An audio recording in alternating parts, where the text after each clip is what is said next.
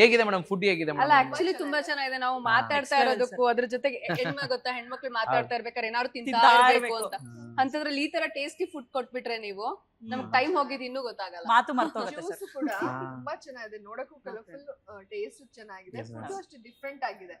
ಯಾಕಂದ್ರೆ ನಾವು ಬ್ಯಾಂಗ್ಳೂರಲ್ಲಿ ನಮ್ ತರ ಸ್ಪೆಷಲಿಸ್ಟ್ ಮೇಡಮ್, ಅಂದ್ರೆ ಒಂದ್ ಸ್ವಲ್ಪ ಶಫೆ ನಮ್ಗೆ ತುಂಬಾ ಸ್ಪೆಷಲಿಸ್ಟ್ ಇದಾರೆ. ಇದು ನೆಲ್ಲೂರು, ರಾಜಮಂತ್ರಿ ಈ ಕಡೆ ಮಾಡೋ ಸ್ಟಾರ್ಟರ್ಸ್ ಇರುತ್ತೆ, ಆಂಧ್ರ ಸ್ಟೈಲ್ ಸ್ಟಾರ್ಟರ್ಸ್, ಅದು ಆವನಮ್ಗೆ ಇರುತ್ತೆ. ಕಾಂಟಿನೆಂಟಲ್ ಫುಡ್ ನೀವು ಇವಾಗ ಏನ್ ಟೇಸ್ಟ್ ಮಾಡಿದ್ರೋ ಅದು ಬಂದು ಮೇಲೆ ಜಲ್ಸಾ ಅಲ್ಲಿ ನಾವು ಇದ್ ಮಾಡ್ತೀವಿ. ಅಂದ್ರೆ ನಮ್ಮಲ್ಲಿ ಫುಡ್ ತುಂಬಾ ಚೆನ್ನಾಗಿದೆ, ಡಿಫ್ರೆಂಟ್ ಆಗಿದೆ. ನಾನು ಈ ತರದ್ದು ಎಲ್ಲೂ ಟ್ರೈ ಮಾಡಿರ್ಲಿಲ್ಲ, ತುಂಬಾ ಚೆನ್ನಾಗಿತ್ತು. ನಮ್ ಕಾನ್ವರ್ಸೇಷನ್ ಇಷ್ಟು ಸೂಪರ್ ಆಗೋ ಕಾರಣ ನಿಮ್ ಫುಡ್ ಆತರ ಇರ್ಬೇಕಂತ. ಆಂಬಿಯನ್ಸ್ ಮ್ಯಾಟರ್ ಆಗುತ್ತೆ ಆಂಕರ್ಸ್ ಗೆ, ಆ ವೈಬ್ ಬರ್ಬೇಕಲ್ಲ ಸರ್.